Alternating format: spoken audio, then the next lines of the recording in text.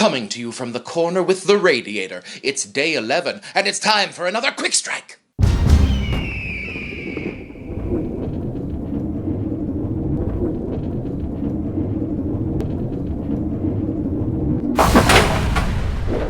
Hello and welcome back to the Dohyo here on Mr. J-Wag's channel. This is not a full episode, just a quick strike to keep us updated on what's going on in the Basho. So not a full episode, just a tiny little tapa-sized bite.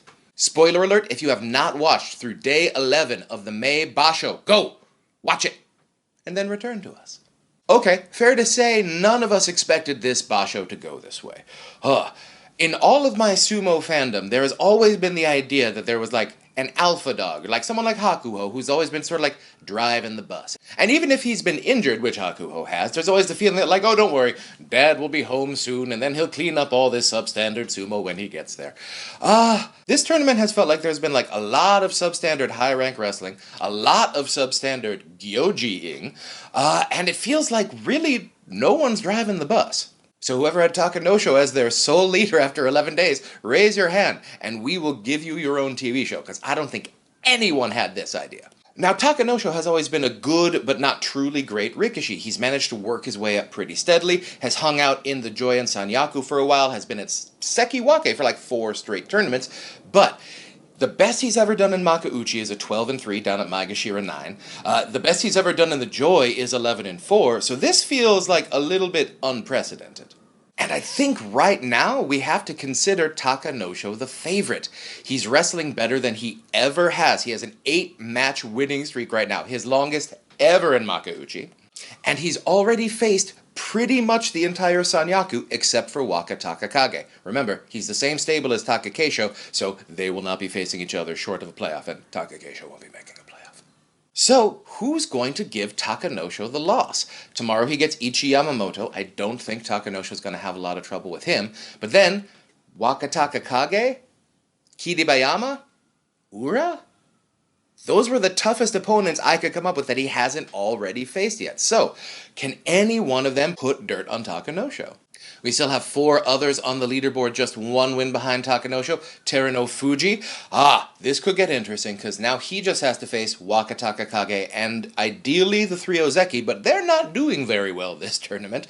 So is this a situation where if Ura keeps winning, or Ichi Yamamoto keeps winning, they're going to face the Yokozuna as opposed to like a final day, like Shodai Teranofuji battle, which would probably be less exciting at this point. Teranofuji has not looked his best, but it hasn't seemed to matter that much. 3 losses is a lot for him, but I think he could win out. Again, the question is, can someone beat Takanosho?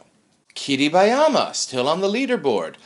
It seems like he might be stepping into his sumo a little bit. He's only lost 3 matches to 2 Ozeki and a Yokozuna, so like no shame in that. And he's been winning solid ever since then. Has he made the jump in his sumo where he is going to be regularly getting double digits up in the Joy? Because that's Ozeki level sumo.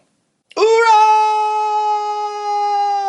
Oh, okay, so unlike Teranofuji and Kiribayama, Ura has not faced any Sanyaku, so there is a possibility of him getting very much promoted down the stretch. He gets Takakeisho tomorrow, so that's his plane. Ura gets Takakeisho tomorrow, should be an interesting test. I think Ura can hang with the big boys, especially in this tournament where ranking does not seem to matter all that much. And then we have Ichi Yamamoto, who is getting promoted up a little bit, but I imagine that's just sort of like a 1 or 2 day thing. Very much expecting Ichi Yamamoto to get hammered back down.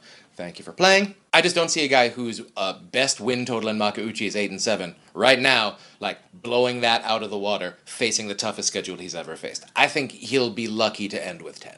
Assuming he keeps getting promoted up. And then, Sadano Umi. Very surprising. I had him on my Intai watch list for the year. I did not expect a speed-based Rikishi to start making some sort of a comeback in his mid-30s, but here we are. Now, the scheduling team doesn't seem to take him very seriously, as he has not yet gotten bumped up yet. He's facing Shima no Umi tomorrow, but if he keeps winning, why couldn't he get the Tokushoryu surprise?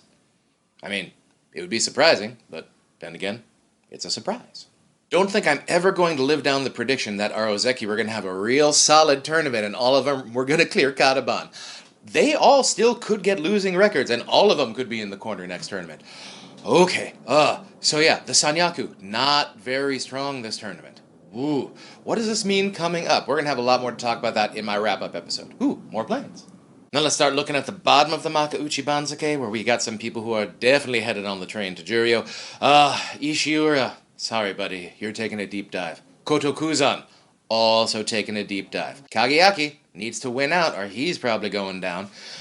Everyone else I feel like is doing okay. Takara Fuji needs to win one more. A bunch of the people like Maegashira 13 and below probably got to win one or two more, but there are a lot of variables there. In Juryo, 8 people look still alive for promotion, although I think since we're likely only going to have 3 demotions, the promotions are probably going to come from very, very high up on the Juryo Banzuke.